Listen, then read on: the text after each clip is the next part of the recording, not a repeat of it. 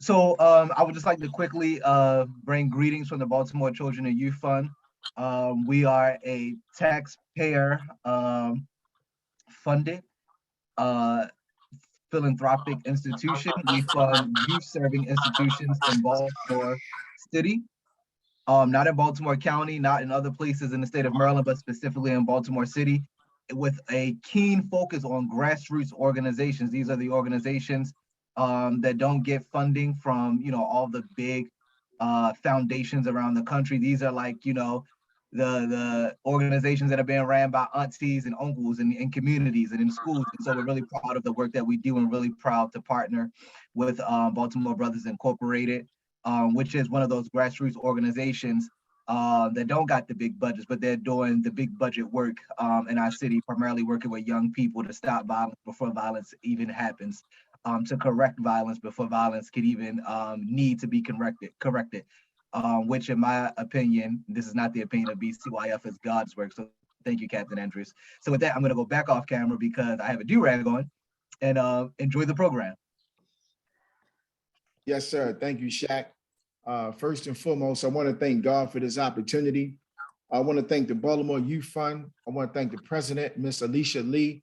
And I want to give a strong shout out to Brother Adam and Davon, who really referred and recommend Baltimore Brothers and gave us an opportunity to share our expertise and the relationships that we established throughout the years. So it's an honor for us and myself, Bilal and Andrika, who's partners and work directly with Baltimore Brothers as well. I just want everybody, I want to give a little backdrop on Baltimore Brothers. I'm hearing a little, if you're not talking, can you just mute your phones? I'm hearing a little backdrop. Just mute your, thank y'all for that.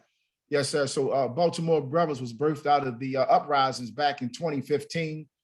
We was doing a lot of the work in the city, but we wasn't structured or organized as an organization. So we just decided, to start to give us a name to apply to the work that we was doing, and the foundation was violence. We just wanted to save as many lives as we could, along with helping to put out beefs or intervene in some of the violence that was taking place in our city. So that's how Baltimore Brothers was birthed. And from there, we just started doing work in the juvenile justice system in Baltimore City schools, inside of the prisons around the state, along with mentoring and counseling young men on the streets of Baltimore City. So we take this work serious, and we are honored that the Baltimore City Youth Fund would give us an opportunity to showcase some of our talents. We want to get right into the work and the subject topic at hand, which is the emotional impact of community violence. And the work that we centered this around is dealing with our youth. And then also, I want to give a strong shout out to my guy who's been at the very beginning with me, which is Dr. Phil Leaf. And a lot of times, not a lot of times, but sometimes I forget to mention Doc, because Doc's so quiet, but that's my guy. He's been there from the very beginning. We spent months on putting this agenda together, myself and Doc and my team. So I just want to thank Doc. And I want to do something different tonight because we have 1, 2, 3, 4 different panelists that's going to be sharing their expertise around our youth and the community violence and the impact, the emotional impact that is having on our youth. So Doc, I want you to go first, Doc, and just give a backdrop or background of some of the sessions that we've been taking place, some of the TA work that we've been taking place, and the success that we have been blessed with a great audience as well. Go right ahead, Doc. First, I want to welcome everybody. And as Captain Andrew said, this is being sponsored by the Youth Fund But it actually has a lot of different goals that the Youth Fund supports. One is they want to have as strong applications as possible. And so tonight we have a number of experts, and in the earlier sessions, we had a number of experts to focus on a number of aspects around youth being impacted by violence, what could be done for them. But there's other purposes for this. One is to help create a network and the community and the relationships. And this is something Dr. Bunley's always talking about, that we really need better and more relationships in the city. There are a lot of people that are doing things, but nobody can do everything. And so we're hoping that by watching these things, but also by participating, using the chat, please feel free to put down your contact information, but also reach out to other people that may be doing things that might be of interest, or even that you might be collaborating with, because we sort of see this, and you'll hear this from the various people that are presenting. They're not only going to talk about their work, but they're going to be talking about the numerous collaborations that they're currently involved in and have been involved in the past. Because the young people, the families, the youth, and the organizations that we're working with are critically important, but they also need to be working with each other and better supporting. So the idea is not just for you to have good applications, as that's why you're watching, but also to facilitate your relationships. As Cap also said, the people that are going to be reviewing the grant proposals are also going to be watching this. And some of the other people, some of the funders from the city are on now, but they're also going to be getting, as these are going to be recorded, and they're going to be watching these things, so that based on the questions that you come up with both today and then on Friday, we have a little bit different opportunity. Today, as Cap said, we have a lot of speakers, and they're going to be presenting and talking about what they're going to be doing, and we're also going to be responding to your questions. But on Friday, you got you guys in the audience are going to be driving the discussion. We're going to be following up on your questions. You're going to be able to, we're going to have a different format. It's not going to be a webinar format, so you're going to be directly able to get on screen, ask questions, have conversations. Again, this is something that Captain Andrew has been doing for his entire career, of not just doing good work, but trying to help people work together, support people. And finally, that includes the young people. I just want to thank, I know because people are signing into the chat room, we have a number of young people that are watching it. We have a number of young people in the audience who aren't able to participate in the chat for different reasons, but also are watching. And we just want to thank you that as older folks, part of what we're trying to do is figuring out how can we be supporting you?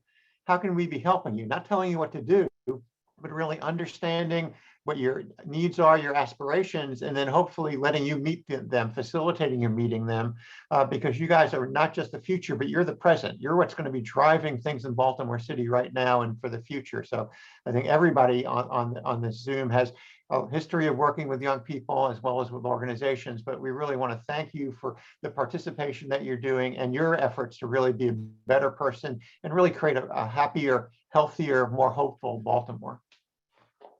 Excellent. Thank you, Dr. Leaf. Appreciate that, man. It's like, hey, Doc, it's like you've been doing this the whole time, Doc. You ain't miss a beat. So we're going to get right into it, because you know, an hour and 45 minutes go real fast, man. And sometimes we just don't have enough time. But we want to get right into it. So we got an awesome panelist team. And what we're going to do tonight, we're going to have Dr. Leaf going to introduce Dr. K and Richard Rowe, and I'm going to introduce Terry Williams, and also Dr. Bunley. So Dr. Leaf, Dr. K will be going first. So you want to introduce her, please? Sure. So this is a real pleasure, because I've learned an enormous amount from her, and she's a really critical person within our city. She's currently a clinical associate professor at the University of Maryland School of Social Work. She's been a senior advisor within the health department, has worked at Kennedy Krieger, has been very much involved in some of the community programs, including the Promise Heights program. And right now she's serving as a technical assistant for a number of initiatives in the city, both the health cabinet, the children's cabinet, also for the task force on trauma, for the work on the task force, the mayor's children and boys and young men of color cabinet, which just met yesterday or the day before. And one of the positive things by having somebody who's actually involved in a number of things is she's able to make the connections across these discussions. It's not sort of what she's doing, but she's always working to facilitate things. And I think both you'll hear her experience and her expertise today, but also I'm sure she'll also be linking you together with some of the opportunities that exist. The same can be said for Richard Rowe, who's been is currently sort of the senior advisor and a resident consultant for the Black Mental Health Alliance, but he's been involved with the Black Mental Health Alliance since its start and was formerly the chair of the board, as well as being on the board of directors. And he's led a lot of both training activities, but also he's worked his entire career, particularly trying to work with grassroots organizations, not just with professionals, but with the community people, turning them into professionals, because of their experience, not because of their academic training, but because of their experience, they're critical providers. And you'll actually hear from Uncle T today as an example, an exemplar of a community person who really is doing wonderful work. And so Richard both does that training, but he also continues on as being a mentor and a facilitator and a collaborator. He doesn't sort of show up and only because he's paid. He's there all the time. And so we're just at Baltimore just really thankful for the work that both you and the Black Mental Health Alliance is doing. Yeah. Thank you, Doc. Thank you, Doc. So Dr. Kate, we're going to start with you. We appreciate your beautiful smile, but you know, we in a serious situation right now. And we have about that I know about at least 40 to 60 youth that's watching, some watching from a screen, some watching from a facility, some watching from a recreation center. I want to thank Let's Thrive and Solid Rock for they lighten up the chat. I see Mook and Jaki and Jakati and Benita. So thank you all. Forgive me if I pronounce your name wrong. But we want to get right into the first question, the emotional impact of community violence on our youth. So Dr. K, the first question for you is, how does the violence in Baltimore impact Baltimore City's youth? How does the violence in Baltimore impact Baltimore City's youth? From your perspective, thank you. Yes, all right, thank you so much for that question, and thank you for welcoming me here this evening. So when we talk about community-based violence, we have to recognize that that's a form of trauma. And when we talk about trauma, we're looking at three things. We're talking about what the event was. So did somebody witness a shooting? Was somebody shot? Did somebody see a fight in the streets, right? So that's the first thing, is the event. But everybody in this training could see the same event and experience it in different ways. So you might see something happen and you might feel angry, you might feel scared, you might be worried you're gonna be next. You might feel glad because you're like, I didn't like that guy anyway, right? So there's all kinds of feelings that may come up when you see that kind of event. But then you have to look at the effect, which is kind of what you're getting to.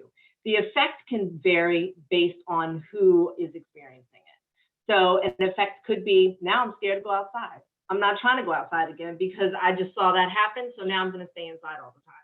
It could be, well, now I got to feel like I got to have, people around me all the time because I'm not sure if that's going to happen again, or I got to feel like I'm protected. So now I'm going to try to, get with people who I feel like can take care of me. You might also have people who are angry. And so they're like, you know what, that just happened. I'm going to come and I'm going to get prepared so that I can be, able to protect myself if it happens again.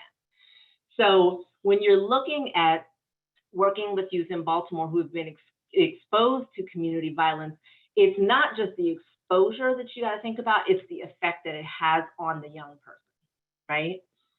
So the other piece that you got to think about is, so it has this effect. Is it a one-time trauma, right? So you might have somebody who everything's going fine, everything's good. They walk out, they see this one thing happen, they go back in the house, they get support around it, and then they're like, yeah, that was a one-time thing. I don't think it's going to happen again. They go back to sort of like, everything's fine. That could happen. On the other hand, if it's chronic, which means that they're seeing it every day, they're hearing about it every day. And we know in Baltimore, that's the reality, right? So you might be like Monday, oh, did you hear so-and-so was shot? Tuesday, oh, so-and-so died, right? So you're hearing about it or seeing it or even experiencing every day. That's called chronic trauma. And so when there's chronic trauma, you got to think about the brain. The brain has two sides, right? And when we're trying to do things, we have a bridge that goes to the two sides. And that bridge helps us make decisions, helps us plan, helps us have relationships so I can trust somebody. When you have chronic trauma, the water covers the bridge, and those two sides of the brain have a hard time communicating. So now, when you tell me I have to be somewhere at 9 o'clock, it's a little bit more difficult for me to plan how to get there because my bridge is covered by the water, which is all the trauma that I'm experiencing. So that also might be relationships. You know what? I trusted somebody. This keeps happening. Forget it. I'm not going to build a relationship. Or if I do like you and I start having, like trust in you, I'm going to push you away because I'm worried you're going to hurt me just like everybody else has, right? So that's that attachment relationship piece. So when we're working with young people, you got to think about what events have they experienced? How did it make them feel? What effect did it have on them? And then if it's a one-time, you might see some of the symptoms of, nightmares, not wanting to go out and do things, not trusting people. If it's chronic, you're going to see a lot more of those patterns. And then the final thing I'll say is that remember that trauma, by definition, somebody's taken your power away. Somebody has stopped you from being able to control what's happening, right? So when that happens, then there's a lot of attempt to get your power back, which is why if I'm a kid and I've experienced a lot of trauma, I'm gonna say no to stuff. And when you tell me no, I'm gonna have a reaction to you because nobody's gonna take my power away again, right? So that's why you may have a little bit of a stronger reaction when you set limits or, say this is the expectation. If you were like, I don't care what you have to say because now I have my power back. So one of the things that we can do when working with young people that can be the most healing is make sure that they have roles as leaders and power, because then they're able to take control of their life back after somebody has tried to take it from them. So that's the 5-minute summary of trauma. Hope that was helpful. No, that was beautiful. And just remember, you really don't have to rush your answer, please. That it's important that we're speaking to our young people. So thank you for that. Thank you for that. Absolutely. Yeah, Mr. Rose. So we're coming right to you. And please feel free to add what you all like to add, even if the question you may have to spin off a little bit. It's okay with us. We want to hear from the experts. That's why you all was handpicked. So the question may not reflect what you really want to say, or you need to add something to it.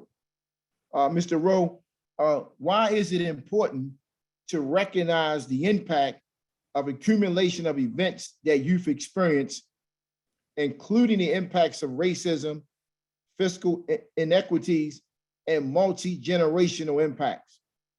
Now, I know you have a slideshow, some things you want to add, so feel free to respond, Mr. Rowe. All that in 5 minutes, right? Captain Mohammed, okay, brother, okay. No, sir, no, sir. Which is why I brought a few slides, because I really want to try to be concise as I can be. But let me start off by thanking you all, thanking the Baltimore Brothers and Baltimore City Youth Fund for hosting this series. I have been able to join in on a number of these sessions. Important work, life-saving work, life-affirming work, and life-giving work that you all are doing. I know of the marches throughout the city. I know about the provision of resources to those coming out to join those who might be going in, and the public health model that you all are trying to lift up and trying to adhere to. So let me thank you all immensely for that work, because we don't thank each other enough. And for trying your best, Captain Mohammed, to join forces with everybody else. That's one of my pet peeves. I think that we talk about a lot about collaborations, but do very little of it. Very little collaborations. Otherwise, we would have moved the needle a long time ago. I've been doing this work for a long time. I was looking at some op-ed pieces I wrote back in 2003, and they are talking about the same issues. And brother, I know that Dr. Bunley knows about this, because he and I've had many, many conversations that Barnes and Nobles and other bookstores late at night sometimes, talking about how do we really move the needle? How do we get off the hamster wheel? A lot of what? A lot of motion, but very little movement. And so he and I've had many, many great conversations. To Dr. Phil, thank you very much, Phil, for your work. You've been in the vineyard for a long time, pushing, raising funds, bringing funds to the table, bringing expertise and resources to the table. So we have to applaud you and praise you also for your work. And Dr. K, you know, we've been doing work together at the Black Mental Health Alliance for a few years now. So I want to, you know, extend, you know, my thanks to you as well. So I say all that, everybody, because again, as a Black man, I've been often called an angry Black man, because and it's hard to be in America and not be an angry Black man.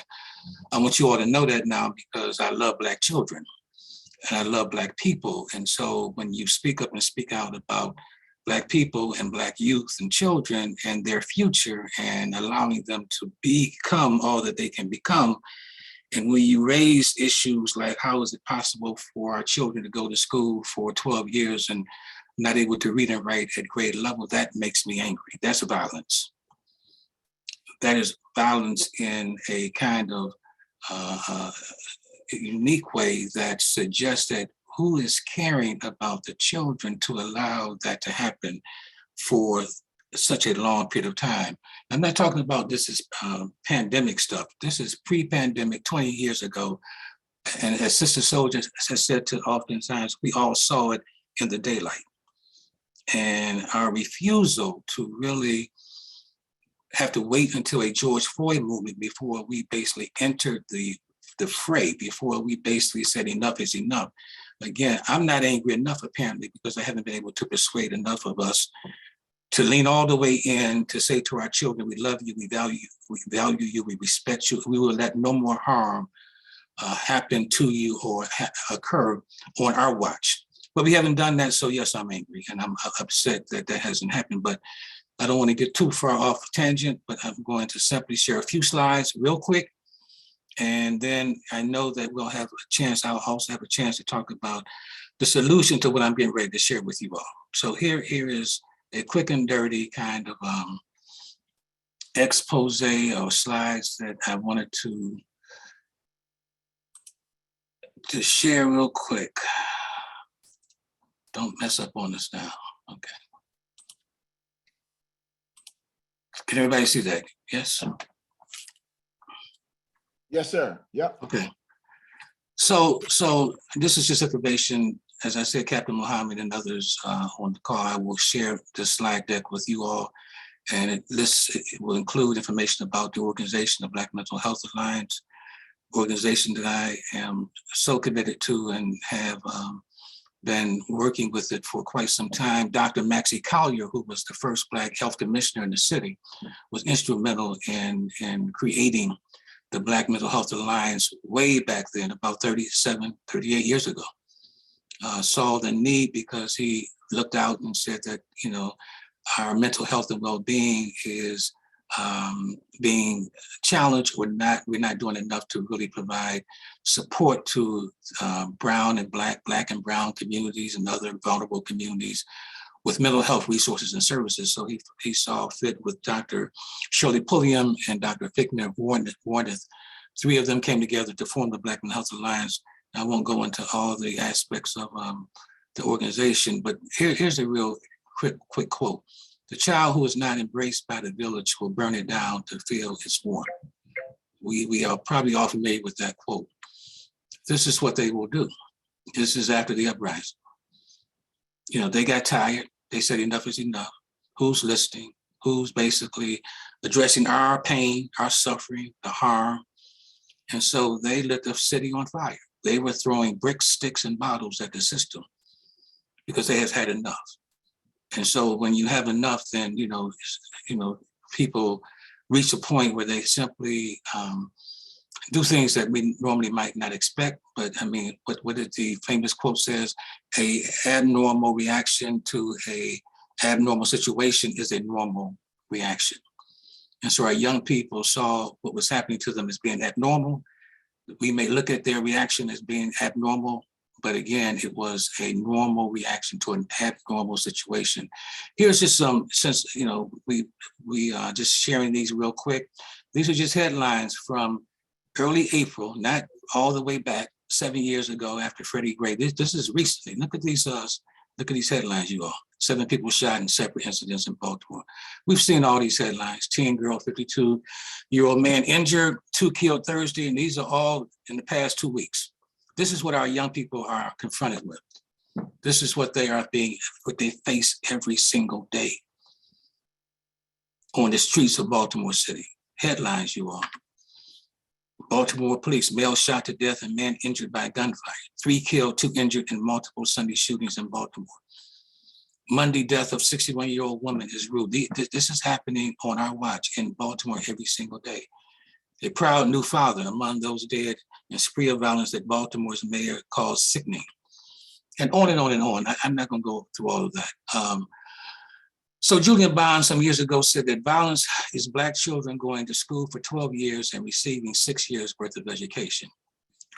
I'm going to keep going. Adverse childhood experience, more violence happening to our children in their homes.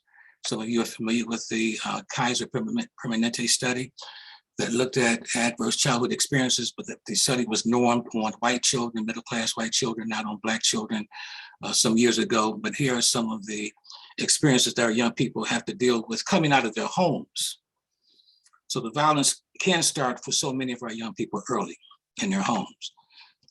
This is some more of the adverse childhood experiences that Dr. Roy Wade, who is a Philadelphia pediatrician, a neuroscientist, basically looked further into what else might be causing, some of the harm exacted on Black children, primarily and brown children. So he did an expanded study in the Philadelphia area and listed these other childhood experiences: experiencing racism and bullying, living in foster homes, living in unsafe neighborhoods, witnessing violence, and so forth and so on. Here's some more: poor housing, lack of opportunity, community disruption.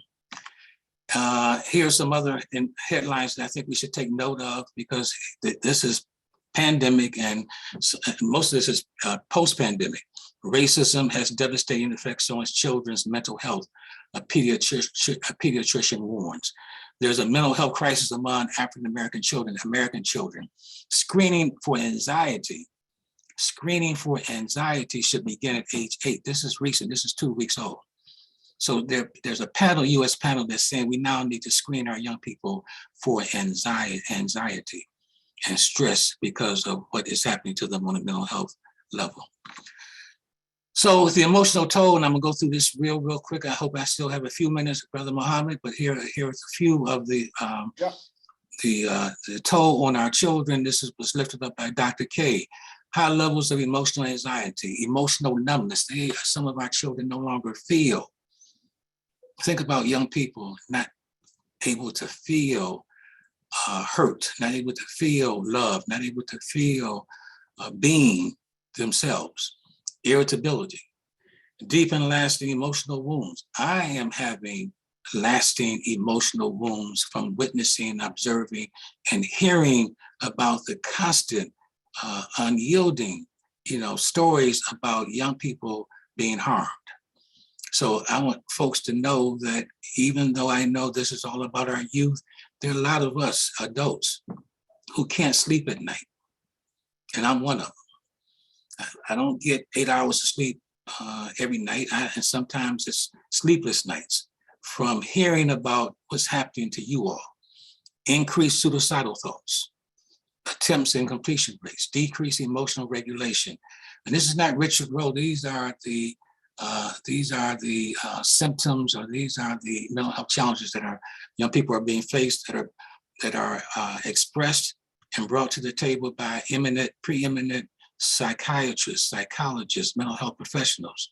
Shame, embarrassment, avoidance, fear, as Dr. K mentioned, ever-present anger, high pain threshold levels, inability to trust, feelings of hopelessness, resistant to asking for help, resistant to receiving help.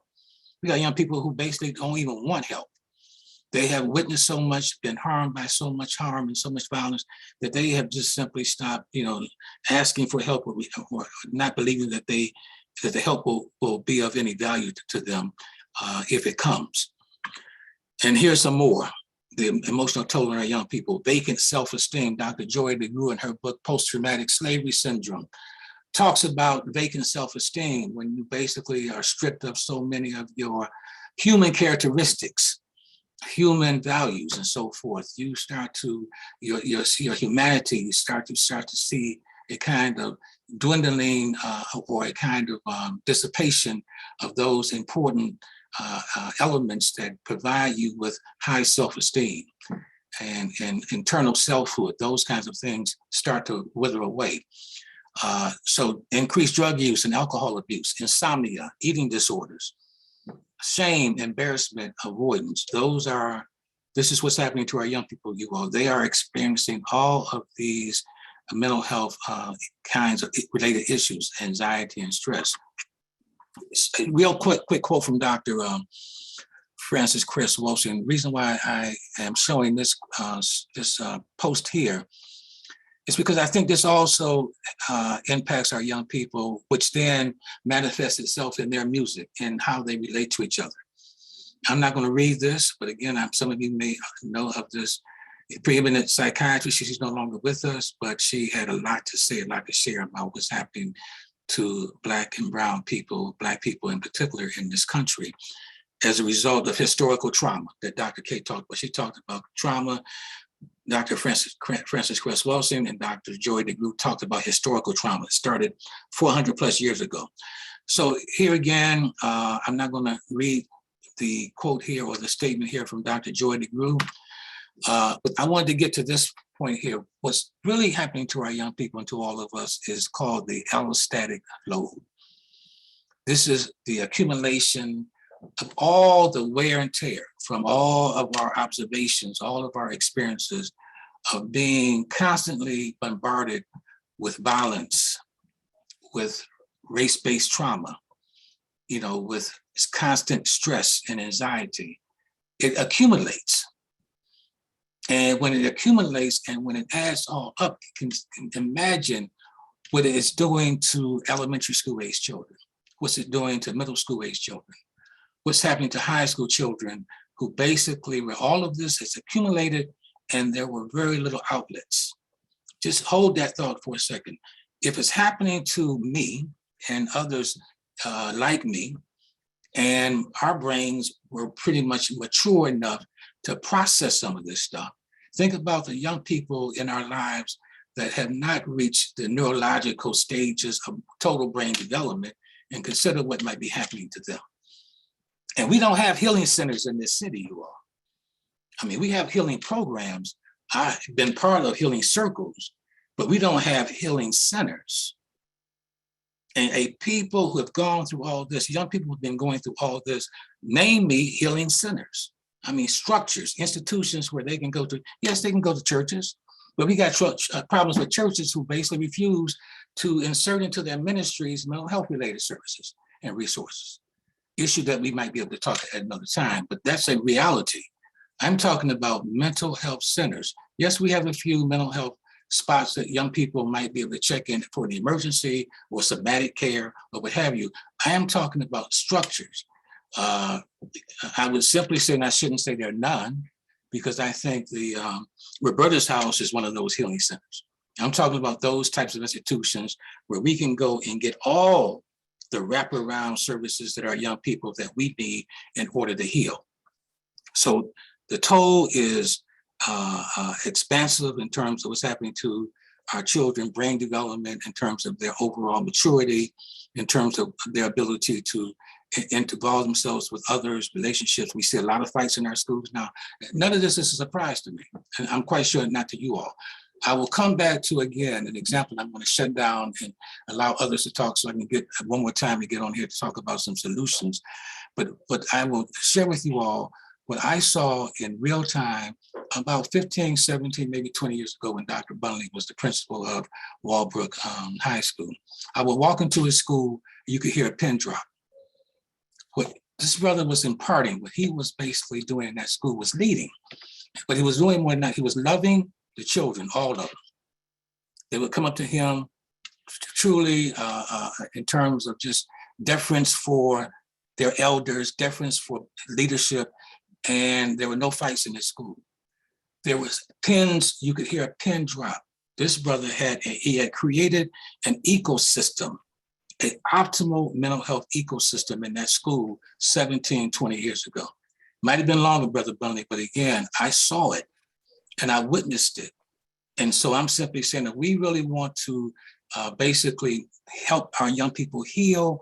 We've got to take examples like the one that he provided us some time ago of how do you create within your home, within your school, within your community, a wraparound ecosystem that says to young people, we love you, we care about you, we respect you, we value you, and we want you to what? Dream. And we want you to have big dreams. We don't want you to think that no one cares. So again, I'm on my soapbox. I'm sorry, but again, you gave me that kind of time, brother. So I'm going to stop here and allow others to answer your question. Thank you very much. No, thank you. Listen, at least you wasn't jibber jabbing. You was dropping everything we needed to hear. Thank you. And I mean, the chat box is lighting up. People want to know if they can get the slides. Take a look at the chat when you get a chance, Mr. Rowe. Okay. But no, that was awesome, sir. Thank you. And this is what we need to hear. New information for some and a reminder for others. So I needed that. Thank you, sir. Uncle T, Terry Williams. Man, listen, I want to so I'll be introducing the next two panelists, and I want to give a strong shout out to these two gentlemen. I worked side and side by these guys for the last 4 or 5 years. And I want to start with Uncle T. Basically, we just, like, I really don't even need to go to my questions for Uncle T, because I mean, we are right on target, exactly what he does every single day, and he has the youth in his hand 7 days a week, right in his hand, meaning they on his wing, in his vehicle, in his van, in church, and his building, in his streets, in meetings, teaching and training 24/7. That's what this guy does, right? He loves our youth, man. So I'm proud to be introducing this brother. And I want to thank him. I want to thank him for the work that he does and the love that he had for our babies, because this is right on target for you, Uncle T, this topic. And I want to read the topic again. The emotional impact of community violence on youth. So Uncle T, the first question is, Uncle T, many youth have been exposed to so much violence and trauma that see it as the norm. They see it as the norm, not something that they shouldn't experience. How do we provide them hope and healing? Wow. First of all, man, I'd like to thank my Lord and Savior Jesus Christ, man, who's head of my life, and it's only because of him that I am. I want to thank you, and I am honored beyond measure. I am not like, listen, I'm honored for one reason only, to be on this panel with all these distinguished individuals. I'm almost sure from what you have said early on that most of them got more degrees than a thermometer. But I'm thankful and honored to be on here with such a distinguished guest. So don't look for me to be grammatically correct when I speak. I speak from my heart. I speak from what I know. I testify to what I've seen, and that's where I'll be coming from. And one of the things you left out when you said I always keep the kids with me, you left out my home. But yes, we are in a very, very serious situation here. I was going over the Division for the Community Violence Intervention piece by our mayor, and he used the term residual trauma. Now, I'm not an expert in a particular area, but one thing I know for certain, that probably in the near future, when you look in the dictionary under trauma, you may see my face, because we are the very depiction of trauma. There's Black people in general, I mean, we have suffered more than what anyone can ever imagine. It's like it goes outside the scope of trying to really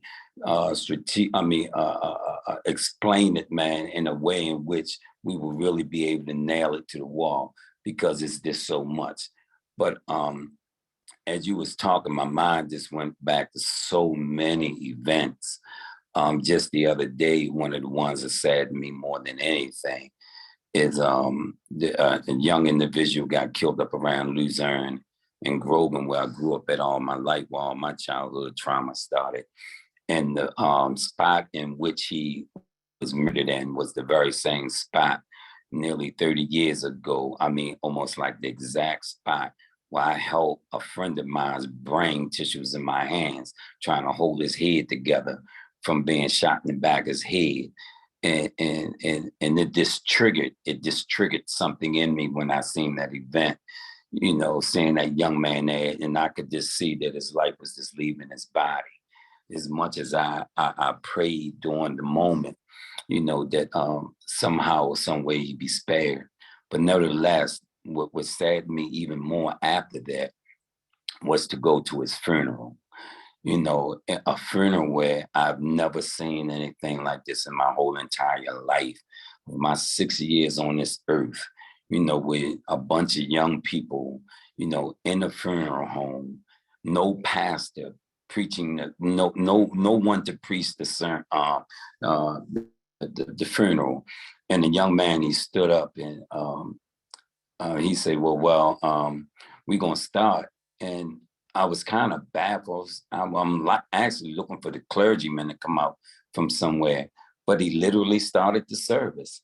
And he began to talk about his relationship with the young man. And then he said, if anybody else has anything to say, and all these young people in there, and like you can look in their eyes and see a big word called vacancy. It's like their souls was this like, it was more than what my mind could actually comprehend, and seeing some of the kids with weapons bulging out of their clothing. And I said to EB, invited EB and another young man that I hold near and dear to my heart, Joe Edison. We were there, and I said, I couldn't just sit there. I got up and I just started speaking to the young people, because at the end of the day, these kids have to understand how much we love them, because people don't care how much we know until they know how much we care. We are in a place right now where, like what Jesus said, there's no greater love that one lay down his life for his brother. And we are in a place right now where we can't afford to be afraid to lose our lives and trying to straighten this situation out. And so, I begin to just speak to the young men. And of course, I brought up we, our, us, like if they need any kind of resource after talking to them and just letting them know how much my heart went out to them and how sad of a situation it was to see this funeral taking place right here, and you could just feel, you could take a knife and cut through the pain that I felt in that room. And that's just a situation I experienced, like I said, in my 60 years that I've never experienced before. But it's just so many encounters where we are in this place of unrelenting violence. I like to call it complex drama, trauma. And it's like children exposed to multiple dramatic events, one after another. And for some reason or another, I don't know why I'm always positioned to be, blocks away from killings when they take place, shootings and all. And going on scenes, man, in the last 5 years has been truly traumatic for me. And I'm gonna tell you what led me to this work. In 2013, my son got murdered. In January 29th, I got a call and I had to let out a scream like in the 300 when a father seen his son head get cut off, and I let out the scream, probably woke up the whole block. And I go down on the scene and see my baby boy in the car shot up. and turn around and end up preaching his funeral. So that was a defining moment for me where it was like, you're going to get better or you're going to get bitter and you're going to take lives. And it was such a dramatic moment for me that I knew that within them 6 months, I had been blessed to have spiritual giants come into my life, and particularly, my spiritual dad, Dr. Miles Monroe, to help walk me through every step. I had powerful, great spiritual men that just stayed up under me, helped walk me through it. I'm telling you, it made me feel as if my mind was coming unglued. And just to be able to hurdle over that, now I'm committed, sold out in every sense of the word to showing love beyond measure. I am here now up North Bay, took a break to come on this Zoom, and the joy of seeing, these 40 children we got up here, being out of the city for the first time, going through the woods, seeing animals and zip lining and bungee jumping. And it's like, this was my first time again, I've been exposed to that. Like, I missed out on all of that. So kind of summing this conversation, or bringing it somewhat to a close, I have been blessed. The very school that I work at, just to back up a bit, I dropped out of school in the 5th grade, never went back to public school. Most of my education came from when I was in prison. 38 years old, I ended up getting my high school diploma and had 3 credits from Allegheny College.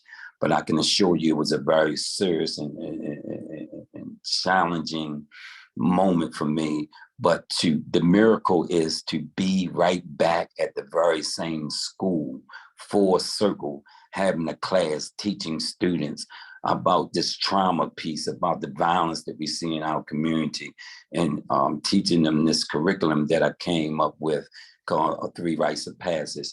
So just being able to love up on these children, cry with them, and they catch me in these moments when I break down, and automatically they respond, and just by getting up, and all of them just surrounding me and hugging me, and it's a very serious. We are in the very, very strange place right now when it comes down to this violence.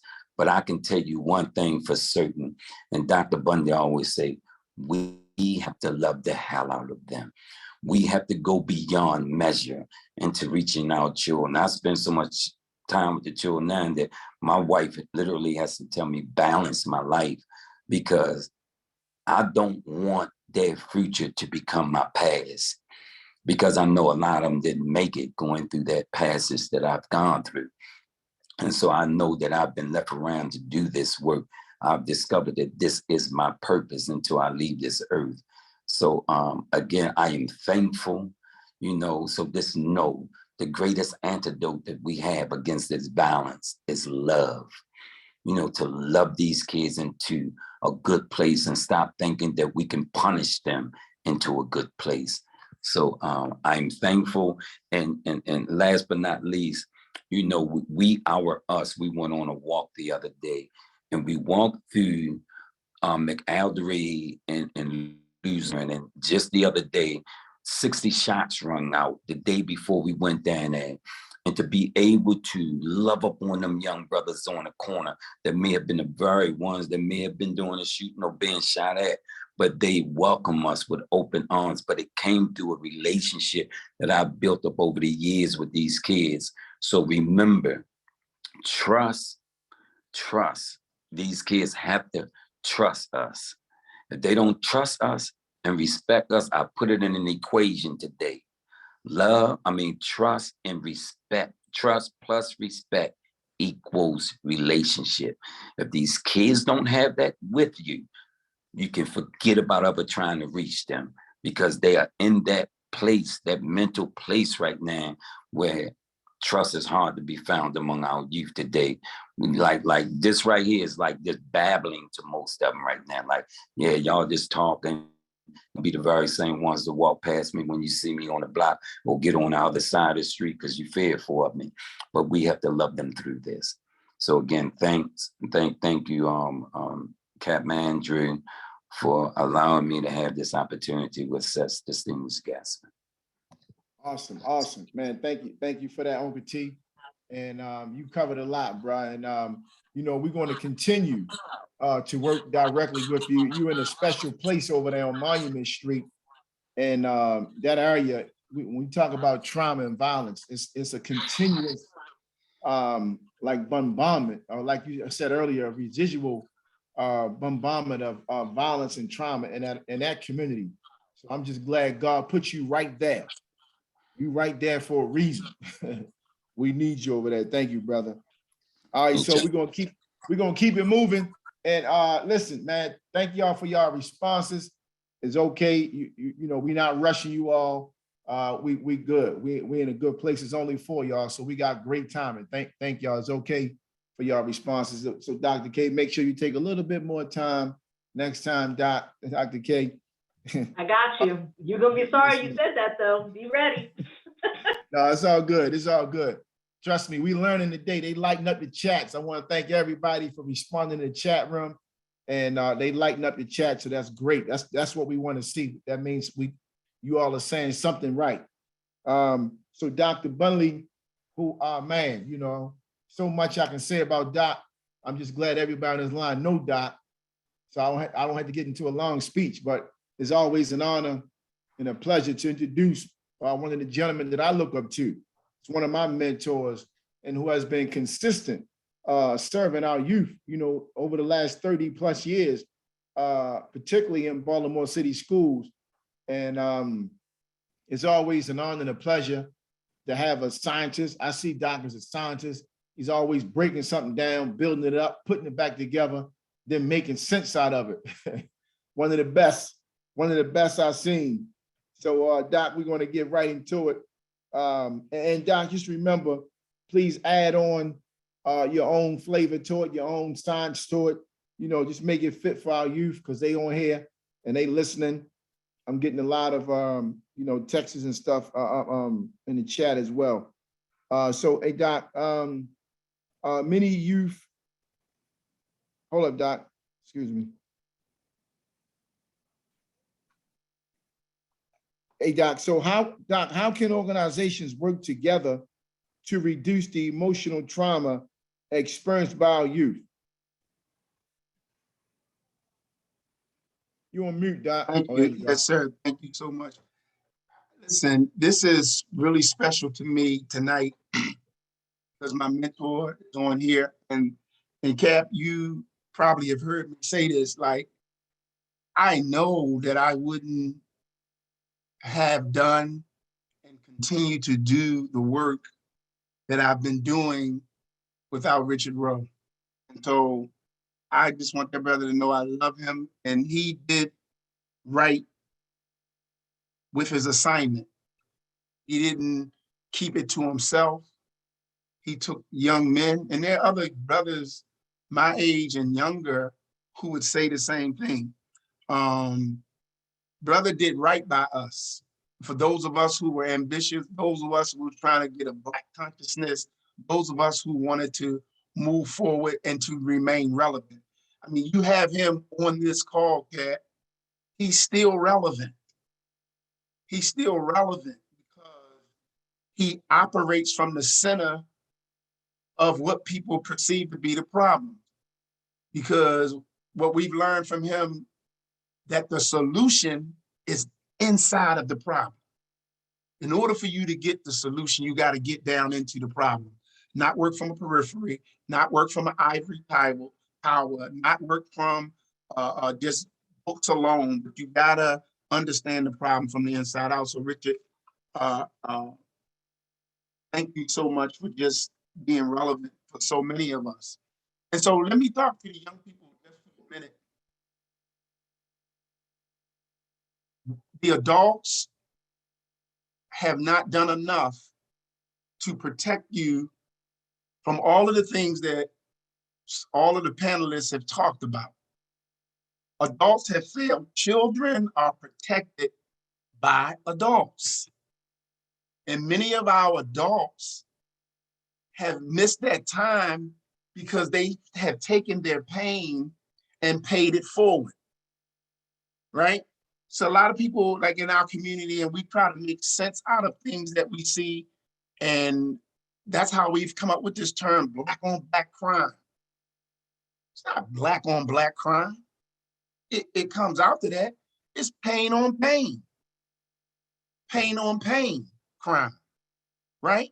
You don't hear people in Ghana talking about Chinese on Chinese crime, or one other group on another group crime.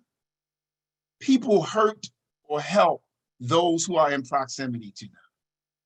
If you help people in proximity to you, you have an emotion of service and help. That's what's inside of you. If you're hurting people in proximity to you, you're operating from what you feel. Dr. K talked about the effect of trauma. But I'm letting y'all know, when adults do the right thing, those children out there in North Bay are going to do telling you, Dr. Williams, Terry Williams, I'm telling you, they're going to do all right because you have them in proximity to you. One of the things that I've learned, there are two groups of people in our community still working hard to get it right. We got cultural analysts and we have cultural workers. We need both. We need people, when we talk about, ask us to talk about how we collaborate, we just got to get individuals to know their lane and stay in their dang lane. If you paint, paint. If you fix cars, fix cars. Whatever you do, Dr. King said it, just do what you do. Now, here's how we know that we can fix it. I appreciate the kudos that Richard gave me about Walbrook. But the reason and that we were able to do that, because we showed up in a confined space and we did these things. And we got to do these things in an unconfined space now. That's the issue. But let me tell you what we do in confined space, and you become successful every time. First thing, children that are in pain and in trauma, they don't need you to talk them to death. They need you to show them to death, show them to life. You have to show them. So what we did and what has to happen, the first thing, and Uncle T said it when he closed, the leaders of our city have to learn how to be trained to build quality, connected relationships. Relationships is a process by which you have to be trained to do, right? And we use a formula when we talk about building relationships. We say C, another formula is C plus C over C equals C. So what is that first C? It says character. That is, give your word, keep it. Plus competence. Be able to do what you say. Over consistency equals credibility. If you are consistent, if you are competent, you give your word and keep it, you are going to automatically reap credibility, right? So you got to build relationships. And with our children, you have to give repetitive messages. Listen, how is it that these same children from these hoods all across the city become some of the, they have played in a basketball league that they could not even play in, called the NBA. There was a point where they couldn't play in that league because they were Black. Now they own that league because of repetition. Repetition is the mother of skill. So what did they do? They said, I can be a basketball player. Now, though all of our children will not be basketball players, but the ones who have brought that skill to the highest level, they shoot well, they do all of those things well because of repetition. But as a former special ed youngster, me, I can read now when I couldn't read because of repetition. Repetition is the mother of skill. So I'm just saying to our young people, we got to give unforgettable messages. And then The last thing I will say, I want to get to now. When we were over in East Baltimore, that Uncle Keith just talked about, when he had 60 shots in the whole nine, and we were over there in their space. But they were hanging on to every word that we said. We were dealing with their trauma.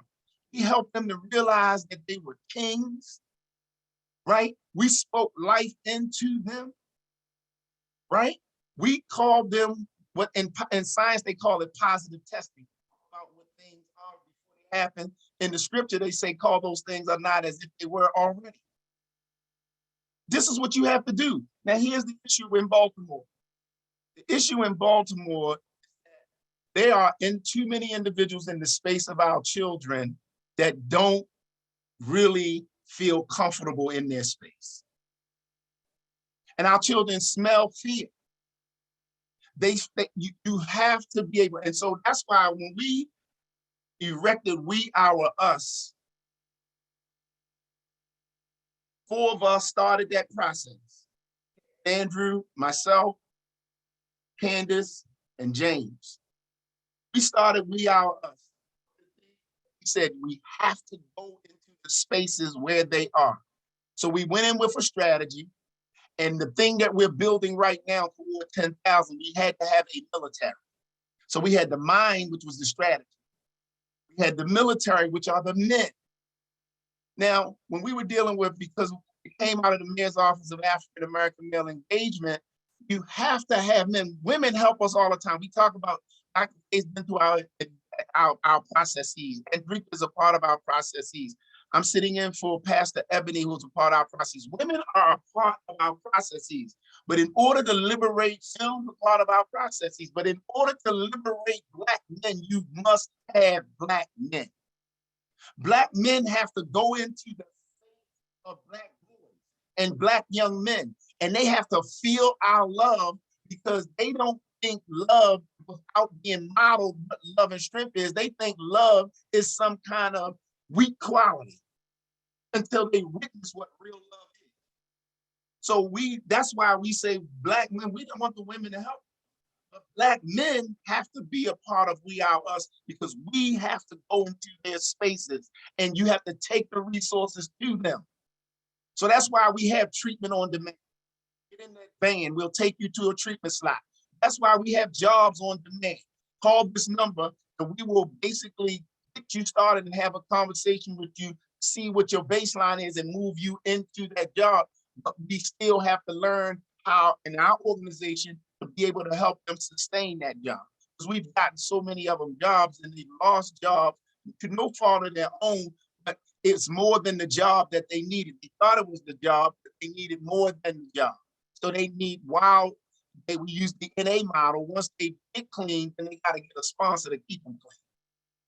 Once they get a job, they got to have a sponsor to help them keep the job. So I just want us to notice this, is that we are going to win. We can win. We can win because, as I read, and Richard Talker, we read everything. I learned, I got the habit from him. And it's so ironic that I see him at 11 o'clock at night. We're in the Barnes and Noble talking, and he's there and has been there all night. But one of the things that we've learned is this, and I'll shut down. We've learned that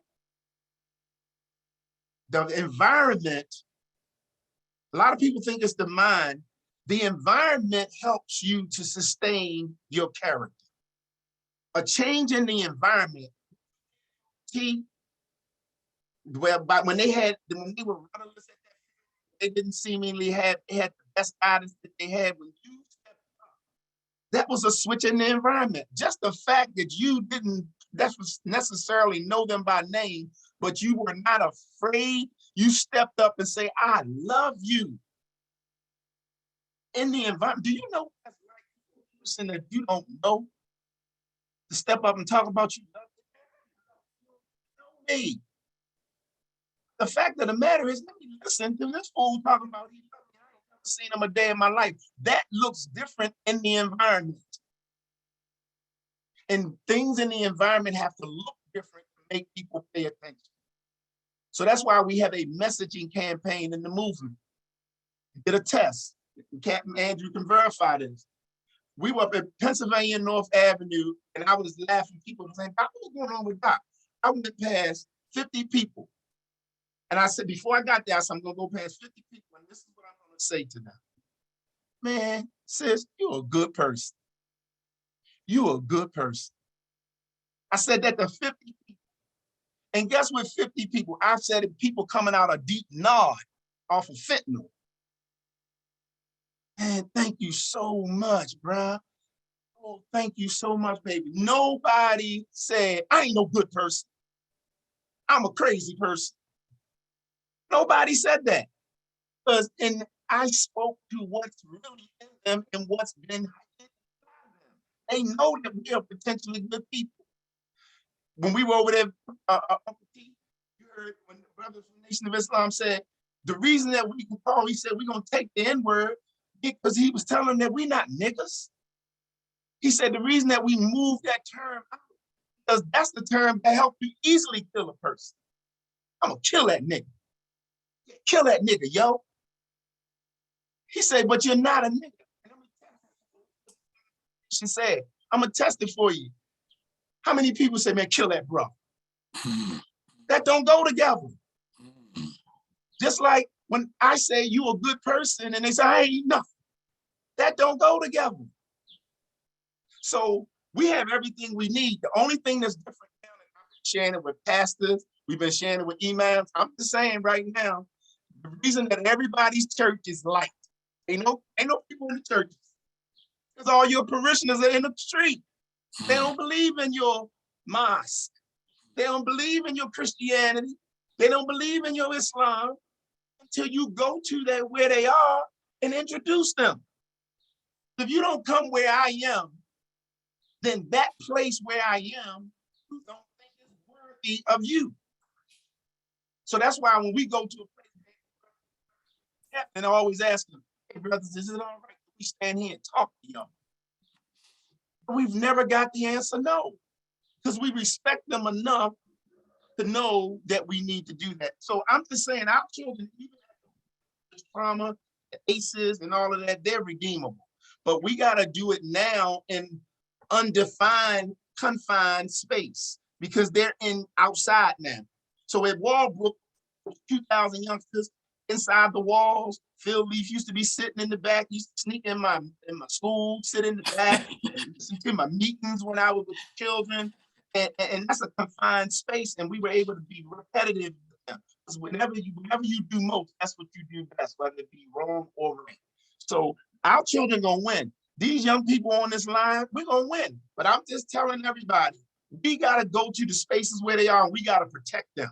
They gotta know that we protect them. They call us up for a reason. They still want guidance from their uncles. But we can't be afraid of. So we gotta go to that, and we gotta be able to model that in the streets, because as Cap says all the time, the prisons are the streets, and the streets are the schools now. That's the only way a person can write a book from the school to prison pipeline.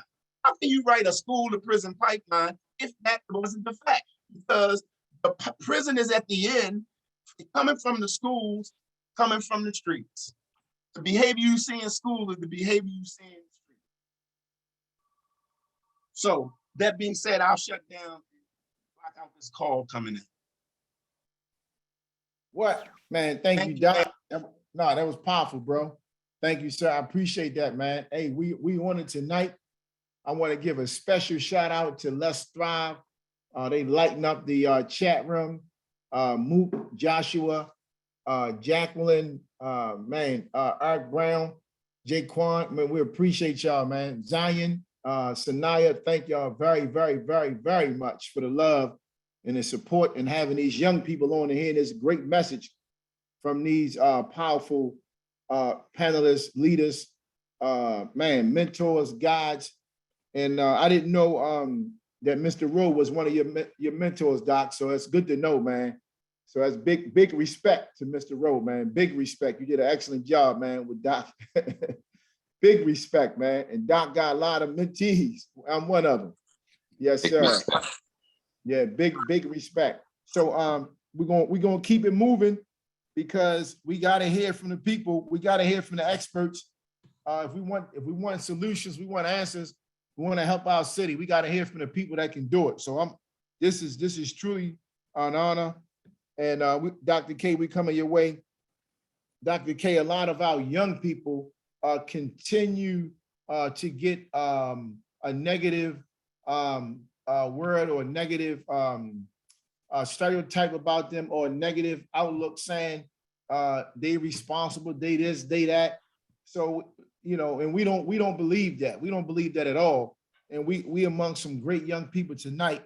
But my question to you is, many of the people interacting with our youth see the issue as what's wrong with the youth. And when you hear that statement, Doc, and please add your own spin on it, what comes to your mind when you hear that statement? I mean, it's just a continuation of the narrative that has been created in America since 400 years ago. It has always been about blaming, especially Black and brown children, blaming Black and brown families. There's an intentionality to it. So young people, I'm talking directly to you. That is a line that has been used throughout history to make you feel bad about who you are and to think that you don't have a future where you are successful and you're brilliant. So don't buy into that stuff, right? That is being done so that you dim your own light, and that needs to stop. A lot of the trauma that we are talking about has been intentionally created, all right? And we're gonna be real clear about this. It was intentionally created by white people, and yes, I am white, so listen to me clearly. I'm telling you, it happened intentionally. And they created a system where they started by treating Black people as less than human. They created chattel slavery to treat Black people as less than human. They enslaved people. And then when it came out like, oh, you can't do that. Okay, well, now we're going to do mass incarceration. We're going to have Black codes to make sure we can keep you incarcerated and we can have you work for free. And so this has continued and continues to this day. So this narrative of what's wrong with you is just a continuation. And so part of what needs to happen is, and you see this in the work of Sean Ginwright. Sean Ginwright said, okay, look, we've had enough of that, you know, we're just going to punish you for your behavior, right? So we then moved to trauma-informed care. Trauma-informed care said, well, whoa, we got to talk about what happened to you. And that's good, that's better, right? Because it's taking some of the blame and the well, something's just wrong with you, and saying, well, no, something happened, right? And so what happened is you are dealing with systems of oppression. You are dealing with systems of racism every single day. And I want to be clear, this is not a history of, this is today. So when you think about, we call them microaggressions, all right? When you wake up in the morning, when you leave the house, you may have somebody who, you know, like Doc said, they may walk to the other side of the street when you walk down the street, right? You might have somebody grab onto their purse a little bit tighter. You can also have somebody say, oh, is that your real hair? Can I feel it? Those are microaggressions. And those are ways that people keep othering you and saying, you are not the center. You are not important. And that is just another way of trying to keep you down. So when we talk about the trauma, you can't separate it from racism. You can't separate it from systems of oppression because it's all together. So what Sean Ginwright says, and y'all in the audience, I want to see chat lighten up because I'm about to ask you some questions, so get your fingers ready. You ready? All right.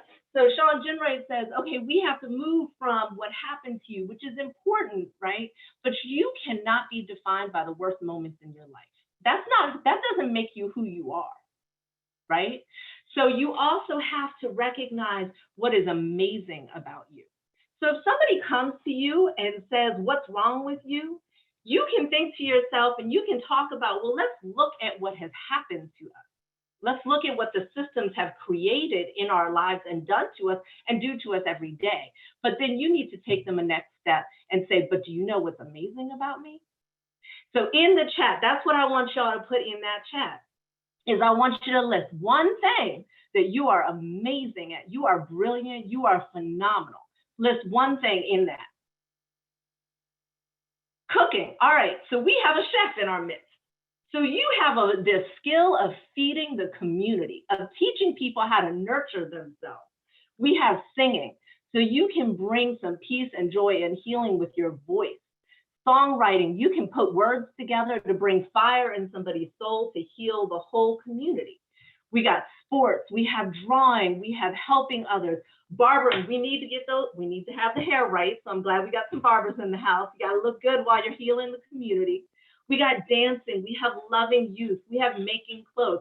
This is what I'm talking about, is that don't let people define you by the worst moments in your life, but you tell them the artists, the singers, the activists, the healers that you all are. And recognize that you have that in yourself. The other piece that we have to do is there has been an intentional act of stripping you of your history, stripping you of your heroes and sheroes. That's why in many schools, they don't talk about redlining. They don't talk about Black codes. They don't talk about mass incarceration. In fact, you have this whole movement going on where they want to pretend like racism doesn't exist. That's a lie. Don't let them get away with it. So that means you may need to sit at Barnes & Noble with Mr. Rowe and Doc Bunley and read those books and learn that history. But also you need to know the history and also who are the heroes and sheroes that you can look back in your community and say, who did what? Because they have laid a path for you. So in the chat, we're back to the chat, y'all. I want to see you. Who are some heroes and sheroes that you can look back at in your own community that have done the work towards liberation, towards education, towards healing? And some of them, they're right on this screen. I can tell you right now, I can look at Cap, I can look at Mr. Rowe, I can look at John Bunley, I can look at Uncle T and say they're right here, right? So we know. So we have Lisa Moloch. I know Miss Lisa's on here. We got a lot of Miss Lisas. Your brother, Joshua Good, you're looking right at somebody in your family. We got, who else? Let's think about historically as well. Who are some names of heroes and sheroes that you should have learned about by this point? And if you can't think of one, you need to do some research. You need to go learn about Sojourner Truth. You need to go and learn about Harriet Tubman. You need to go and learn more about people who have come forward and laid the path for liberation to take place and to fight against racism. Malcolm X, right? So doing the work of learning about those heroes and sheroes, and that can inform your own healing. The other thing is that you have to know the history of Baltimore. You can't do the healing if you don't understand the disease. And so understanding that, you have to go back and look at how there were laws put in place. The first prison in Baltimore was built to hold runaway enslaved people. That's why it was built. And so we look today and say, look who's still being put in those prisons. Yeah, right? You look at redlining and then you look at, okay, look at those neighborhoods that had those redlinings where it meant people couldn't get loans to be able to buy property. And what do those neighborhoods look like now? All of this was intentional. So you have to know that history, right? So knowing the history of Baltimore, knowing the history of your community. And then also you have to do some self-care. You cannot do this work of liberation. You cannot do this work of healing if you yourself are burning out. So in the chat, I want you to put one thing you do to take care of yourself.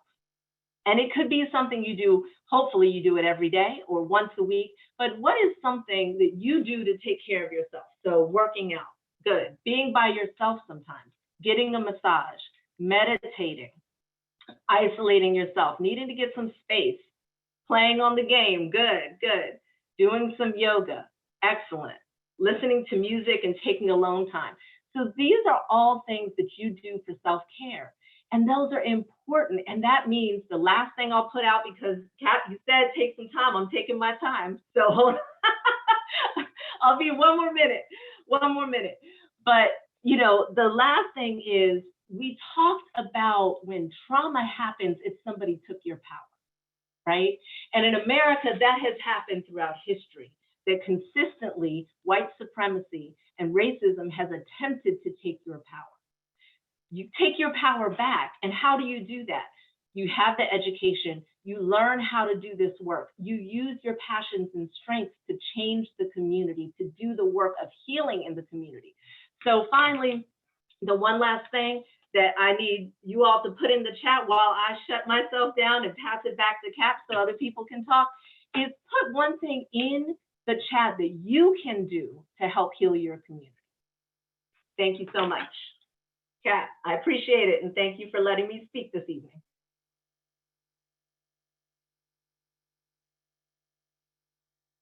Yeah, hey, thank you, Doc. That was awesome. Man, that was like a history lesson, all wrapped up in trauma and solution. Man, I appreciate that, Doc. Honestly, I'm not surprised that you shared that. I'm really not, and I want to say thank you.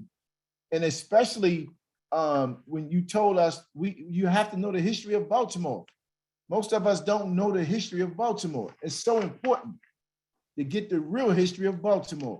And I'm actually putting something together, and I might have you in that panel because we need to get the true history of Baltimore to help our young people out and some of our older people as well. But that was awesome, Doc. Thank you for that. And you had a couple more minutes, so you wasn't as long as Mr. Roll or Dr. Bunny, so you good. All right, but now it's all good though, because we got about 30 minutes left, so we got great timing.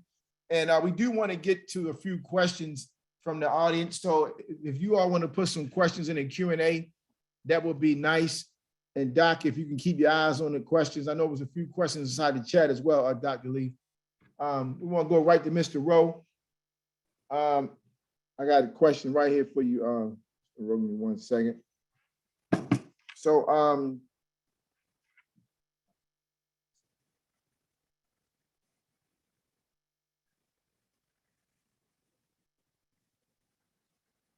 So Mr. Rose, so you got a lot of experience around training, teaching, putting curriculums together. And I'm gonna be honest with you, back I can remember some years ago when your name was just ringing, like it was like you was the only name I was hearing at one point in Baltimore City, and I didn't really know you. I just used to hear your name all the time. And it was all about training, teaching, solution-oriented. And you was training, you was just giving, you was teaching and training Black leaders. That's what I used to hear a lot about, And so when we talk about coming up with programs, and I'm gonna paraphrase this question because I'm trying to tailor fit for you. But when we talk about coming up for programs, when we talk about coming up for solutions, when we're talking about this subtitle, because this is, to be honest with you, I think this fits you as well, the emotional impact of community violence on youth. How can we, what's the solution for that? And for these, because we can't count the young men that's in the facilities and that's sitting in these two facilities watching us right now, but I know we got at least 40 youth on here. I know that for a fact. I know it's at least 40 on here. What's the solution? What's the answers? How can we help them to have hope and answers and around what they're dealing with every single day? Brother Andrews, Brother Captain Andrews, Andrew Muhammad, let me put my slides back up real quick. I promise only take 5 minutes because you've already told me that I took too long the last time I was on. So Brother Dr. Bunley and I, we got the hint. We understand. But I'm so glad, I'm so grateful and glad that this is being recorded. Just what Dr. K shared, what Dr. Bunley shared, with Brother Terry, and everyone on this panel.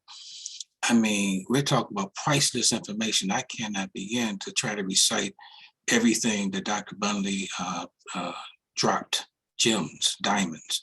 He said we have everything we need, and I totally agree that we have everything we need to help our young people reach the promised land, to help all of us reach the promised land. But we got to, as Gil Scott used to say, nobody can do everything, but everybody can do something. I heard Phil say that often. Phil Lee said that sometimes he borrowed that from Gil Scott Heron, by the way, or from Dr. Bunley. So he can't claim that is his quote. Nobody can do everything, but everybody can do something. And Dr. Bunley tells us to stay in our lanes, and he's right. If you don't want to go into the streets, then stay in the suite and advocate for the advancement, the elevation, the salvation of young people and families in this town. We've got to, it's not one solution. It's not, so I'm not going to give one solution. I'm going to give you a piece of the puzzle, because everybody has a piece of the puzzle. Who folks who are committed to this work, we have a piece of the puzzle. The goal though, or the challenge though, is for us to do what? Connect the dots. We still don't want to connect the dots, you all. We're perpetrating, as young people say, a fraud, because we're still talking about programs, individual programs. I'm so sick of hearing, I don't want to hear about another, I just don't. We can talk about it, but as Jeffrey Canada, the guru of the Harlem Children's Zone, once said, programs is developing programs or one more program, that's a failed strategy. And so if we are only talking about programs who are disconnected, then we're not going to be able to move the needle. We will stay on the hamster wheel, everybody. Individual programs provide us with a lot of motion, but disconnected and in silos, they can't move the needle. Now, we haven't learned anything from the pandemic, anything from the last 20, 30 years, is that if we stay disconnected and if we're not holding ourselves accountable and we can evidence that being accountable, then we're not going to be able to ever move this needle. We'll be 20 years from now talking about the same, I can't say that word on camera. So again, who is not tired of that? Why aren't we tired? Why aren't we mad enough to say again, I am an angry Black man, I am. And I should be, but let me put my little piece back up for one more second, because Dr. K pretty much gave one of the solutions that I was going to propose, and that was the healing-centered engagement approach, right? That's the healing-centered engagement. That's the wrong slide, you all, I'm sorry, that's the wrong one. I got a lot of stuff up here. That's emotional emancipation circles. That's another solution, but let me go to what I was trying to bring up. Okay, give me 1 second.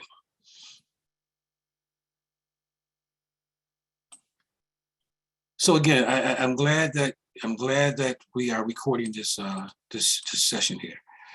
So here we are. I think no, this is another one. You all. I'm sorry. Got too many. I was trying to bring as many solutions to the table as I possibly could. So here it is. Here's my slide. Okay. So Dr. K talked about not what happened to us and not what's wrong with us, but what happened to us. Dr. Sean Jenwright came up with an approach called the healing-centered engagement approach, where he's looking at young people beyond their trauma, individual trauma. Trauma-informed care model basically looks at the individual, that's observation, screening, and then treatment. And that's the extent of the trauma-informed care approach. Yes, it's valuable. We don't want to toss it to the sidelines, but we want to add a piece to the puzzle. Another piece of the puzzle is the healing-centered engagement, restorative practices, and all these other pieces. I mean, safe streets. There's not going to be one program. We got to understand this, you all. Not going to be one mayor, one department, one agency that's going to be able to solve this problem. Nobody can do everything, but everybody can do something. And so if we're not going to adopt that as a mantra, everybody can do something, everybody, young people, you all can do something. Dr. K asked you all, what are you good at? If you haven't found out your why yet, find your damn why. Why are you here? Why did the Creator put you here? Let's do what Dr. Amos Wilson said in his book, Discovering the Natural Genius in Our Children. Each one of you all have natural genius insights, skills within you. Somebody told you all what? That you don't have those genius level skills. Dr. King said somebody told Black folks one day that you are poor, Black, and ugly, and we believe that. No, you are not poor, Black, and ugly. You are rich with intelligence, with brilliance. Nina Simone says, young, gifted, and Black. Each and every one of you, young, gifted, and Black. And you got to believe it, though. Yes, we can help you believe in yourself, but you got to look in the mirror and ask the essential question: who am I?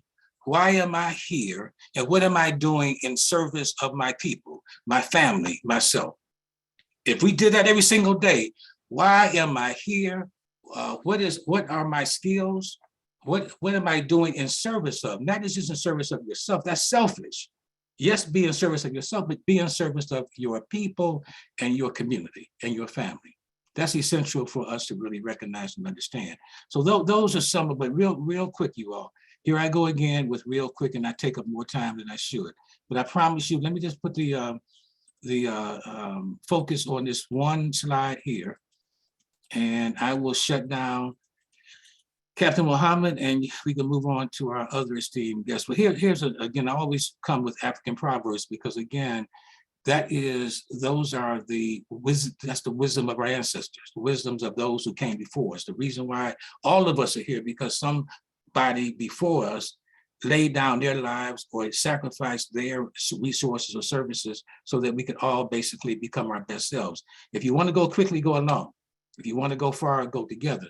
That is essential for all of us to understand and all of us to know. Cross the river in a crowd and the crocodile won't eat you. I'm gonna let you all work through that. Cross the river. If you cross the river by yourself, the crocodile will eat you. So we got to cross the river together. But here's the essential elements, pillars of the healing-centered engagement. Culture. Everybody has talked about culture. Everybody's talked about the rich culture of Black folks. Many of us don't know it. If you don't want to read about it, YouTube it, Google it. That's where we are today. You don't have to read it because I love reading. And so if you don't like reading, then young people, YouTube are what you need to know about your great historical past. It's not just about slavery. Go back 4,500 years ago and look at the institutions that we built on the continent of Africa 4,500 years ago. We built a perfect building called the pyramids. 130 feet, stories tall. Inside the pyramids, it's the same temperature, no matter what the temperature on the outside, the temperature on the inside is 68 degrees Fahrenheit. Every single day makes no difference. We built those. And if the people built those, why should they dwell in projects? Why should they dwell in projects when they built the pyramids? So here, essential, real quick, you see the 6 essential pillars here. Culture is a source of physical, social, economic, spiritual, and mental health. Group collective, not just individual, group collective is fundamental. Children and youth are valued and respected. Family is essential. Ubuntu is an African philosophy that says, I am because we are, and we are because I am. I am because we are, and we are because I am. That basically says it all. It's nowhere in the world, you all, that we're going to be able to save our communities if we don't see our communities in us. If we don't see everyone in our community being us and us being them, it's going to be hard to really save our young people and to move the needle on so many levels that we need to move the needle on. So again, I can't get into these other important approaches and interventions, but they are all designed to be part of the ecosystem to connect the dots, Dr. Bundy, and not to basically operate in silos or program by program. So again, I'm going to stop there because I want to give folks time to also insert their solutions and to hear from the folks who are on this call. Thank you all very much. Keep that PowerPoint, Brother Richard. This PowerPoint is you all's. I mean, Dr.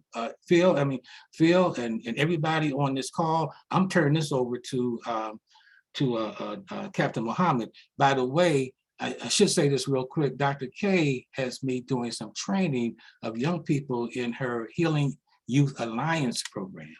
So the young people, she has about 20 young people, several cohorts of young people who have been part of this Healing Youth Alliance and Heart Smiles. I think Heart Smiles is the other sponsoring organization. And we've been trying to lift up this powerful intervention called Healing Centered Engagement.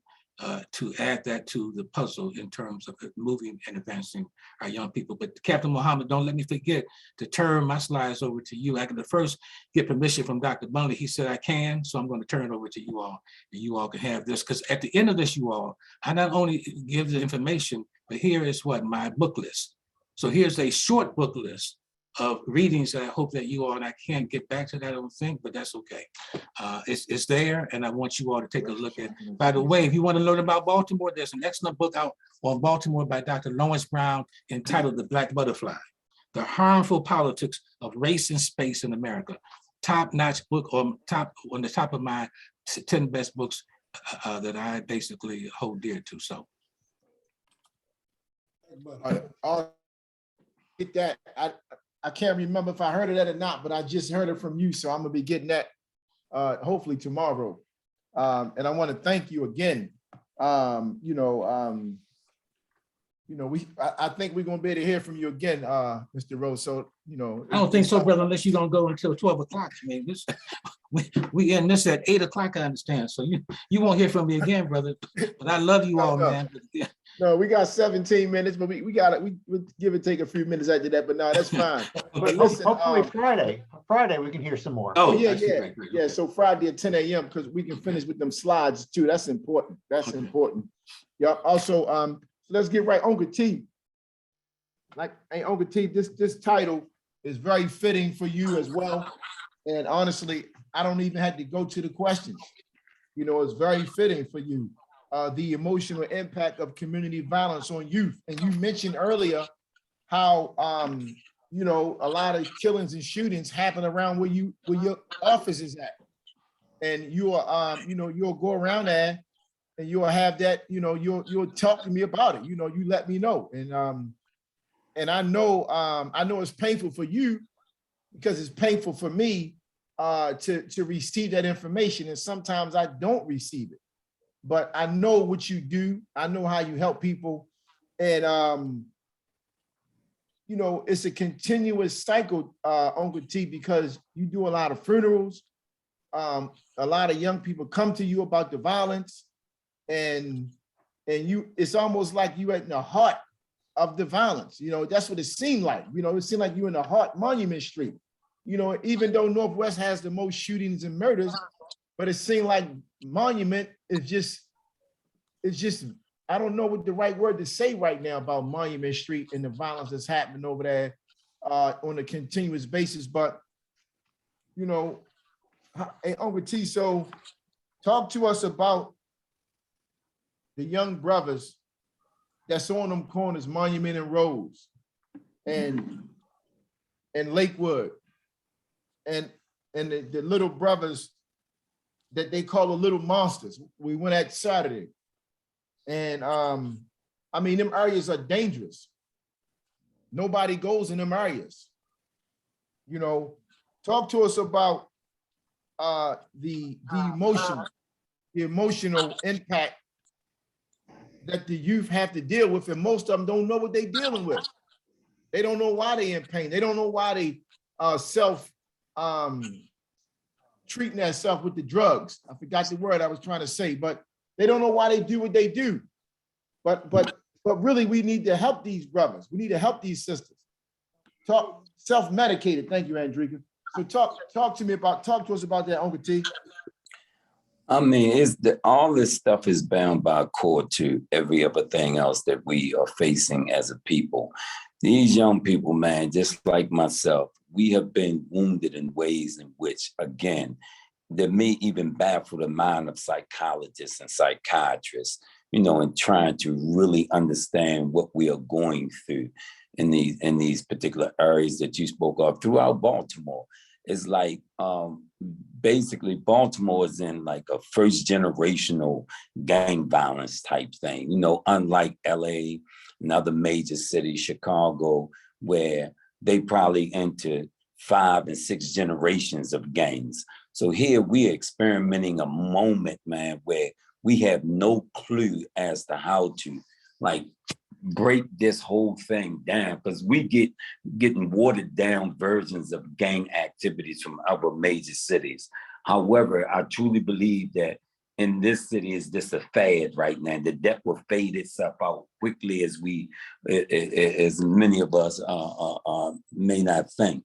But I am convinced that the pain that we see permeated, case in point, I have a child, man, that's from that same area you spoke of. and his mom's had a baby by this guy, and he never liked it, the guy. You know, the guy weren't his father. And the mother went out to get some food for the baby, and the baby was about like 5 months. And this little kid that goes to the school I'm at literally watched that guy throw that baby down, and the baby died. And the guy ended up getting 18 years. And all he says to me, no matter how long it takes, I'm gonna kill him when I see him. And this kid is 12 years old, you know, and I've been working with him for a minute. And it's hard. It's hard for this kid to get past that. And I can understand quite well why. You know, however, when it comes down to the Miami Street area, is no different from any other area throughout our city. These guys, these young late, and particularly, let me jump on that subject too. Why so many young women are being murdered? You know, it's like, as much as I had a girl come to me and say, "Oh, this guy hit me in the eye with a gun," and I said, "Why?" You know, I was just stunned, like, why?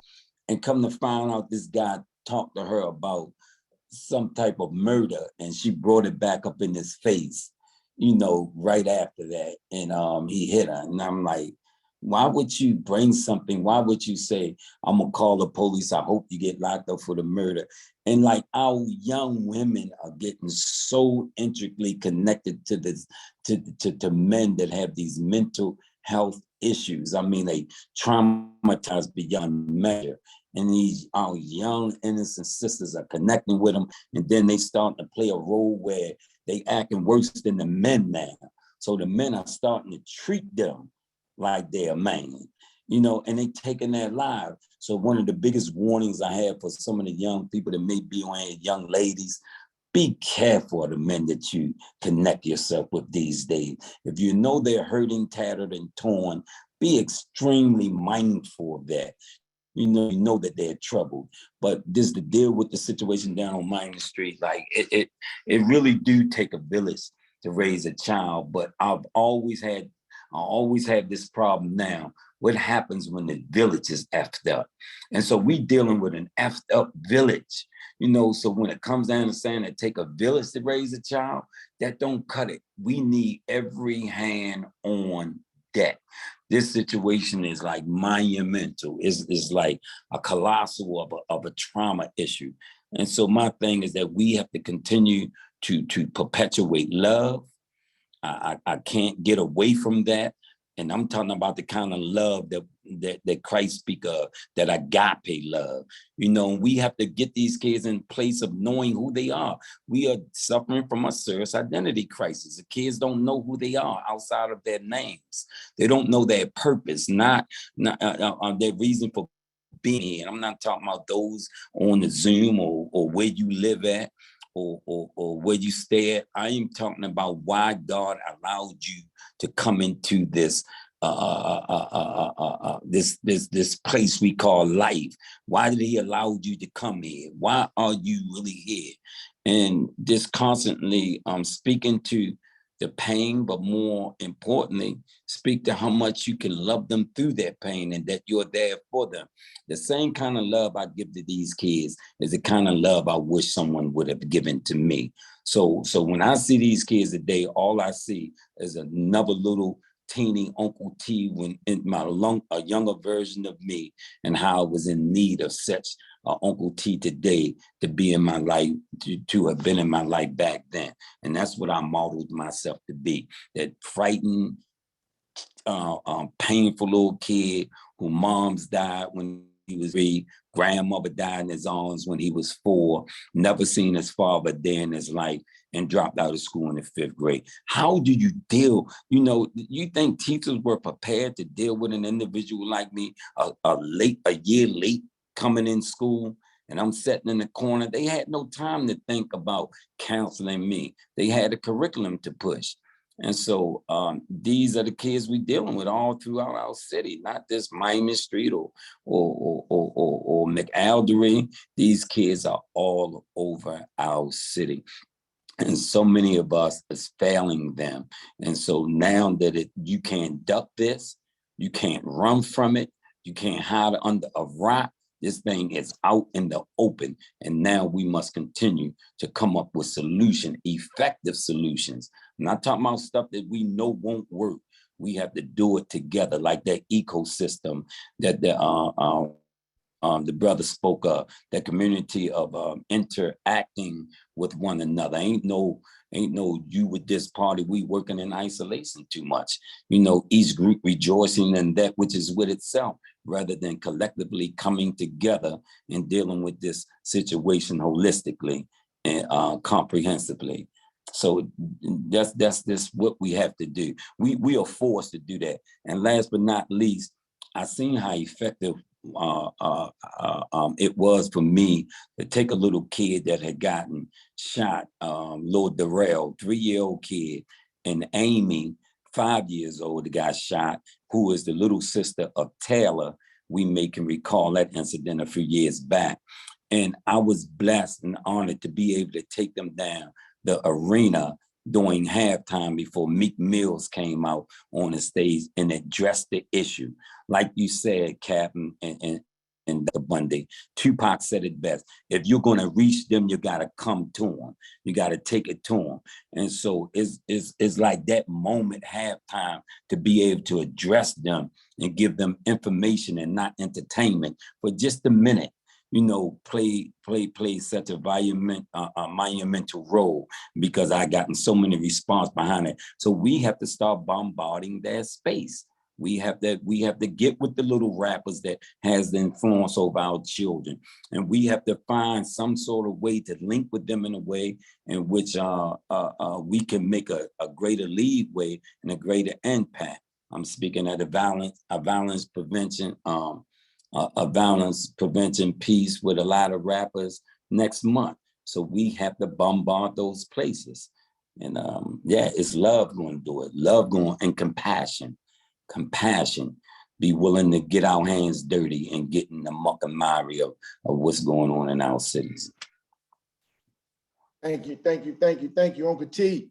Appreciate you, brother. And we're gonna keep pushing this thing. We're gonna get it right, like you said, Doc, Uncle T.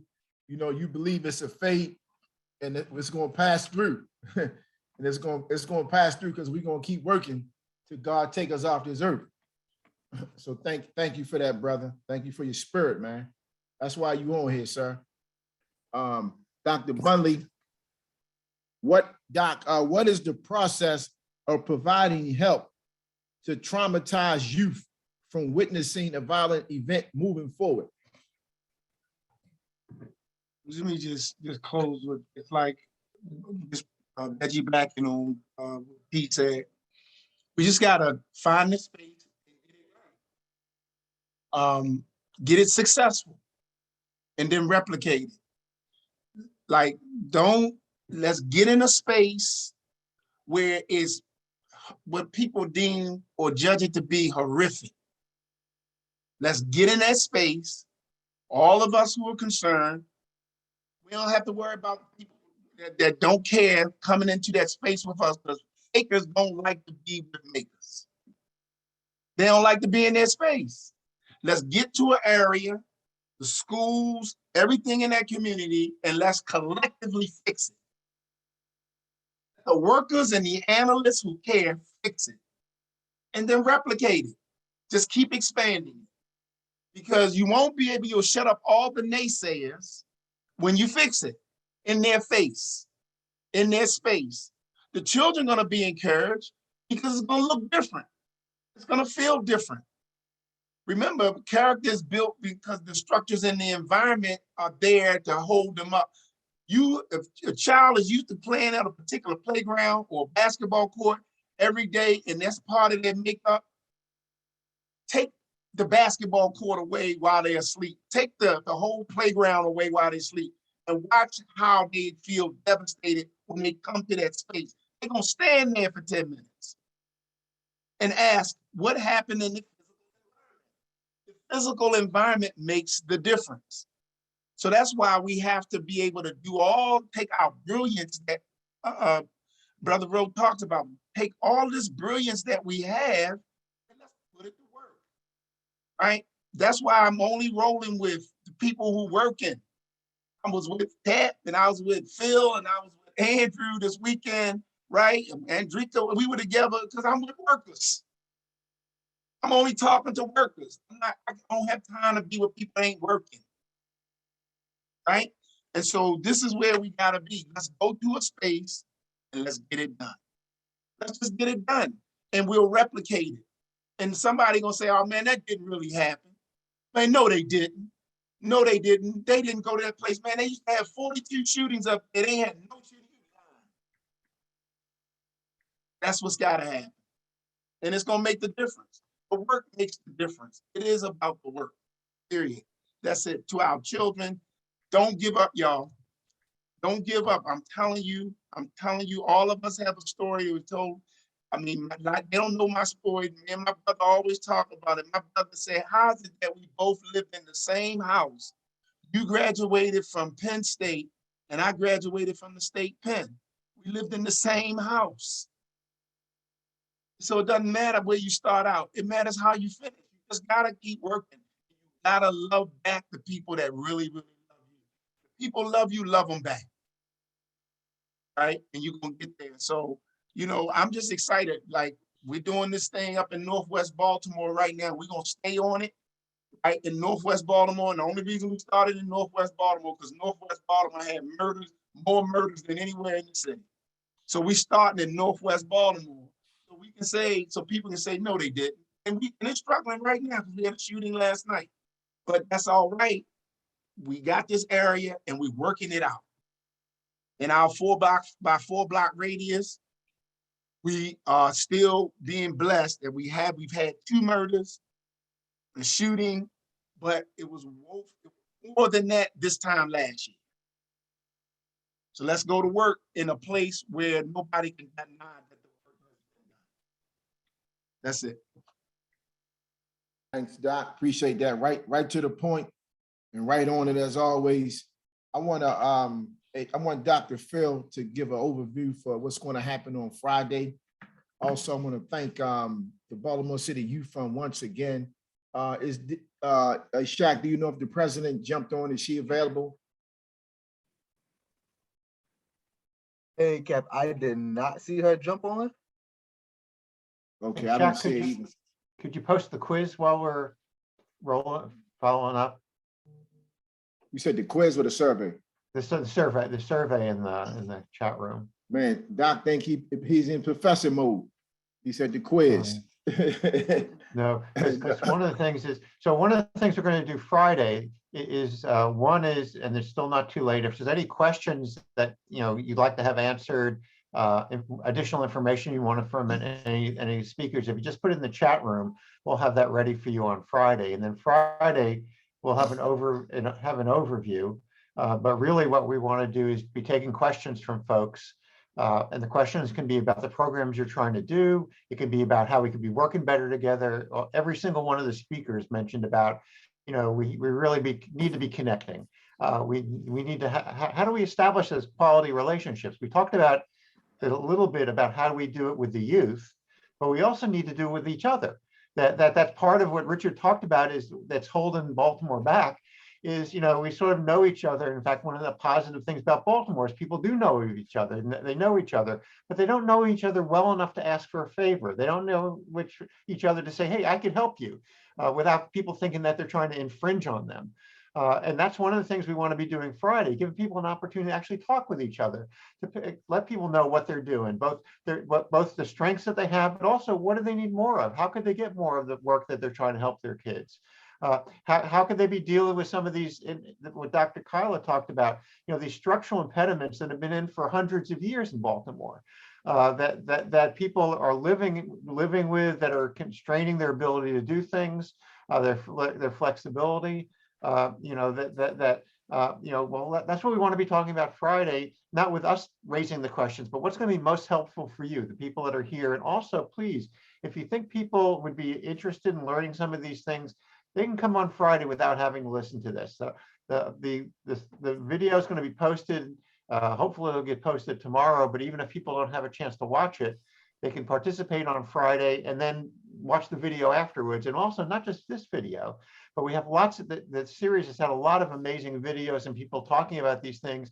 We had a session on the issue of how the issues for both females and how is violence impacting females, the issue about mental health problems, the issue of how to make sure your staff is staying healthy and how do we support those folks? Because as several people said, you know, if you're not taking care of yourself, you know, it's hard for you to take care of other people. You just getting yourself, you're burned out. So there's a lot of great tidbits that have come up in the earlier sessions by people that are doing work and also talking about people, how they've changed what they used to be doing because they found better ways of doing it. But a lot of it comes back to the relationships.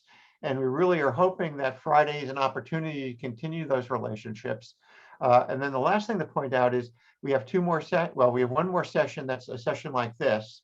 That's going to be I think it's is it the impact? Cap, do you remember what the title is? We don't have to get that far, but you can talk about Friday though. Finish up with that one. Yeah. But the other thing is we're also going to be doing some events where you guys can get together with people who are out going to the corners and reaching this. So you can understand from Dr. Bunley and from Cap and some of the other the people, Maurice and Maurice that are doing the giving the jobs out and these other things. So they can be talking about what they actually are doing to do this. Where do they get their information from? But how do they relate to people? How do they follow up with the information? Because those are people you may be wanting to make referrals about. We have somebody who, you know, as Cap said, you know, we have, and Doc said, you know, we have people from We Are Us that when we're out there, if somebody needs to get into a mental health program, if they need to get into, you know, if they're substance abusers and need to get in a 30-day program, we just pick it. And they say they're ready to go. We pick them up. We may take them home to get some clothes and then take them over because they're, you know, if they have to think about it, they're not showing up the next day.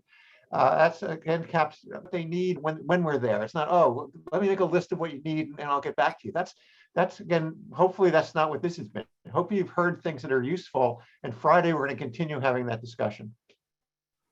Great. Thanks, Doc. And we've taken away a lot of tools tonight. Once again, I want to thank Solid Rock Church. I want to thank the Deputy Secretary, Norman Wallace. I want to thank Lisa Moloch and Let's Thrive Baltimore, who's been very, very supportive. Really appreciate you all. Want to thank, man, forgive me if I forget your name or organization, but we just, man, this has been awesome. This is also, I want everybody to know this will be up on YouTube. Matter of fact, Adam, are you on, Adam? Yes, sir. You want to just share a few words? I know the president is not on today. You want to share a few words? Well, I just got here a little while ago. I know that Shaq was holding things down when I was handling a couple other things, but I just want to thank everybody for being here this evening. From the sound of it, it was a very powerful conversation, and you know, we really appreciate folks for attending tonight. There will be the recording will be on YouTube via the BCYF YouTube page and also on the website. And we also hope that folks come out to these last few events. They've been very powerful. I hope that folks review the videos of our previous events, and yeah, I hope that folks can definitely come back through and participate. Appreciate you, Kat. Absolutely. Is the survey in the chat room? Is that possible to add to the chat? Yes, just give me 1 second. Okay, great. Man, so Dr. K, thank y'all.